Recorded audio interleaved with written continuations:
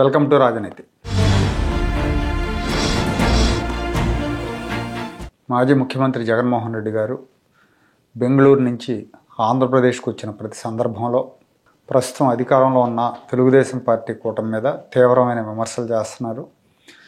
మేము అధికారంలోకి వస్తాం, మేము అధికారంలోకి వచ్చిన తర్వాత వీళ్ళందరికీ సినిమాలు చూపిస్తామని, వీళ్ళ బట్టలు ఉడదీసి కొడతామని, సప్త సముద్రాల అవతల ఉన్న వేరే ఖండాల్లో ఉన్నా కూడా లాక్కొచ్చి కొడతామని మాట్లాడుతున్నారు. ఇప్పుడు వాళ్ళ కార్యకర్తలకు ఏం చెప్తున్నారంటే, వాళ్ళు కొడితే కొట్టించుకోండి, రేపు పొద్దున మనం అంతకంటే బలంగా కొడదాం అని చెప్తున్నాడు. నిన్న స్థానిక సంస్థల ప్రతినిధులు, వైసీపీకి సంబంధించిన స్థానిక సంస్థల ప్రతినిధుల సమావేశంలో ఆయన ఇదే చెప్పారు. ఒక బాధ్యత కలిగిన నాయకుడు చెప్పాల్సిన మాటలు కావు ఇవి. ఒక ముఖ్యమంత్రిగా పనిచేసిన వ్యక్తి, ఒక పార్టీ అధినేతగా పనిచేసిన వ్యక్తి మనం కొడదాం, వాళ్ళు కొడుతున్నారు, అంతకంటే రెట్టింపు బలంతో కొడదామని మాట్లాడకూడదు. నిజంగా ఒకవేళ వాళ్ళు అన్యాయంగా కొడుతుంటే మనం చట్ట ప్రకారం చర్యలు తీసుకుందాం. రాజ్యాంగం ఉంది, కోర్టులు ఉన్నాయి, కేంద్రం ఉంది, వీళ్ళందరూ దృష్టిలో పెడదాం, న్యాయం కోసం పోరాడదాం అని చెప్పాలి. కానీ ఇప్పుడు కొట్టించుకోండి, రేపు పొద్దున అంతకంటే బలంగా కొడదామని ఒక ఫ్యాక్షనిస్ట్ లాగా మాట్లాడుతున్నాడు. ఇతను సమాజాన్ని ఇప్పటికే నాశనం చేసాడు, ఆంధ్రప్రదేశ్ సమాజాన్ని. ఇతని ఫాలోవర్స్ 40% మంది ఉన్నారంటేనే 40% అరాచకులను తయారు చేసి పెట్టాడు. దీన్ని ఇంకా నాశనం చేసి ఆంధ్రప్రదేశ్ని క్రిమినల్ ప్రదేశ్గా మార్చాలనే ఉద్దేశంతో ఉన్నాడు అనుకుంటా బహుశా ఇతను. పైగా వాళ్ళు జైళ్ళకు పంపితే వెళ్ళండి జైలుకి, తప్పే ఉంది, నేను లేనా, నేను 16 నెలలు జైల్లో ఉన్నాను, బయటకు వచ్చి ముఖ్యమంత్రి అయ్యాను, అట్లాగే మీరు కూడా జైలుకి వెళ్ళి బయటకు వస్తే మీకు కూడా పదవులు వస్తాయని చెప్తున్నాడు. అంటే రెచ్చగొడుతున్నాడు. అసాంఘిక కార్యకలాపాలకు పాల్పడండి, చట్ట వ్యతిరేక కార్యకలాపాలకు పాల్పడండి, జైళ్ళకి వెళ్ళండి, జైలుకి వెళ్తే నేను టికెట్లు ఇస్తానని చెప్తున్నాడు ఆయన ఇండైరెక్ట్గా. బహుశా ఇంకో 6 నెలలు పోతే జైలుకి వెళ్తేనే టికెట్లని అనౌన్స్ చేస్తాడు అనుకుంటా. తప్పు జగన్మోహన్ రెడ్డిది కాదు. అతను అరాచకవాది అని తెలిసి కూడా, అతను జైలు పక్షి అని తెలిసి కూడా, అతను వేల కోట్ల రూపాయల అవినీతికి పాల్పడ్డాడని తెలిసి కూడా గెలిపించిన ఆంధ్రప్రదేశ్ ప్రజలది తప్పు. పైగా ఆయన నిన్నేమంటాడు, మహిళలను చూడకుండా కూడా వేధిస్తున్నారు, ఆడపాప కృష్ణవేణి అనే ఆమెని హైదరాబాద్ నుంచి అరెస్ట్ చేసి తీసుకొచ్చి ఇక్కడ అన్ని పోలీస్ స్టేషన్లకి తిప్పుతున్నారని మాట్లాడాడు. ఆవిడ చాలా దారుణమైన కామెంట్స్ పెట్టారు చంద్రబాబు నాయుడు గారి మీద, లోకేష్ గారి మీద, పవన్ కళ్యాణ్ గారి మీద.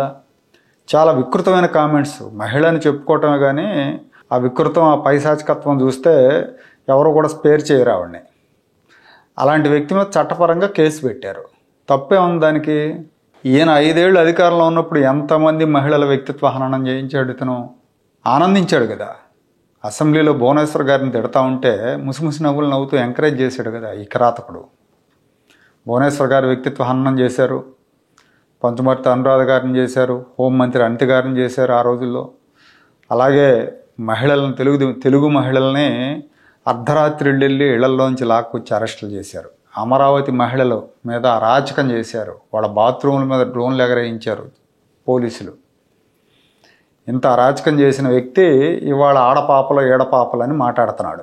వృద్ధ మహిళ రంగనాయకమ్మ అని 80 ఏళ్ళ ఆవిడనే అరెస్ట్ చేశారు. ఏంటి ఆవిడ చేసిన తప్పు అంటే, ఏదో ఒక పోస్ట్ సోషల్ మీడియాలో ఫార్వర్డ్ చేశారు. అప్పుడు మహిళని తెలియలేదా ఈ జగన్మోహన్ రెడ్డికి?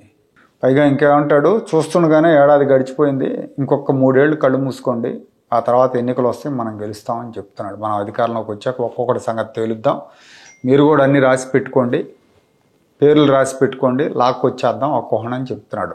అంటే ఇతనికి ఎన్నికలు ఎన్నేళ్ళకు ఒకసారి వస్తాయి అనేది కూడా మర్చిపోయాడు అనుకుంటా బహుశా. జనం కొట్టిన దెబ్బకి మైండ్ పోయిందో, లేకపోతే ఇతని జ్ఞానం అంతవరకే ఉందో కానీ 4 ఏళ్లకు ఒకసారి ఎన్నికలు జరగవు. 1 సంవత్సరం అయిపోయింది, 3 ఏళ్లకు ఎన్నికలు వస్తాయి అంటున్నాడు. ఈ దేశంలో 5 ఏళ్లకు ఒకసారి ఎన్నికలు జరుగుతాయి. ఒకవేళ జమిలీ ఎన్నికలు అనుకున్నా 2029 తర్వాతే జమిలీ ఎన్నికలని కేంద్రం ఆల్రెడీ చెప్పింది స్పష్టంగా. అయినా కూడా ఏదో ఒక రకంగా తప్పుడు మాటలు చెప్పి కార్యకర్తలు, నాయకులు జారిపోకుండా చూసుకునే పనిలో ఉన్నాడు అనుకుంటా బహుశా. పైగా ఇది ప్రజాస్వామ్యమా, ఇంత కక్ష సాధింపా అని ప్రశ్నిస్తున్నాడు ఆయన. ఇది కక్ష సాధింపు కాదు. జగన్మోహన్ రెడ్డి చేసిన అరాచకానికి చట్టపరమైన సమాధానాలు ఇవి. 5 ఏళ్లలో చట్టం గుడ్డిదైపోయింది. జగన్మోహన్ రెడ్డి చెప్పినట్టల్లా ఆడింది. ఇవాళ చట్టం కళ్ళు తెరిచింది. గతంలో జరిగిన అరాచకాల మీద చర్యలు తీసుకుంటుంది. జగన్ రెడ్డి అండతో రెచ్చిపోయిన వాళ్ళు అరెస్ట్ అవుతున్నారు. వాళ్ళకి కనీసం ఇతను న్యాయపరమైన సహాయం కూడా చేయడు. పార్టీ పరంగా న్యాయవాదులు మాట్లాడి వాళ్ళకి న్యాయపరమైన సహాయం చేసి వాళ్ళకి కాస్త ధైర్యం చెప్పే ప్రయత్నం చేయకుండా మీరు జైలుకి వెళ్ళండి, బయటకు వచ్చాక నేను చూసుకుంటా, మీకు టిక్కెట్లు ఇస్తా, వాళ్ళ సంగతి తెలుద్దామని చెప్తున్నాడు. న్యాయ పోరాటాలు చేయాలి ఇలాంటప్పుడు, వీధి పోరాటాలు కాదు. పైగా సినిమాలు చూపిస్తానని చెప్తున్నాడు. అధికారంలో ఉండగా ఈయన చూపించిన సినిమాల కారణంగానే ఇప్పుడు ఈ పార్టీ నాయకులందరూ జైలుకి వెళ్తున్నారు. అసలు ఈయన సినిమానే అర్థం కావట్లా. రేపు మద్యం కేసులో ఇతను కూడా ఉంటాడు, ఇతను కూడా జైలుకి పంపుతారన్న వార్తలు వస్తున్నాయి. అలాగే పాత కేసులు ఊపందుకుంటే 5 ఏళ్ళు తిరిగేసరికి మళ్ళీ ఎన్నికల నాటికి జైల్లో ఉంటాడు ఆయన, పాత కేసుల విచారణ కనుక స్పీడ్ అందుకుంటే. ఈయనేమో 3 ఏళ్ల తర్వాత ప్రత్యర్థులకు సినిమా చూపిస్తాను అంటున్నాడు.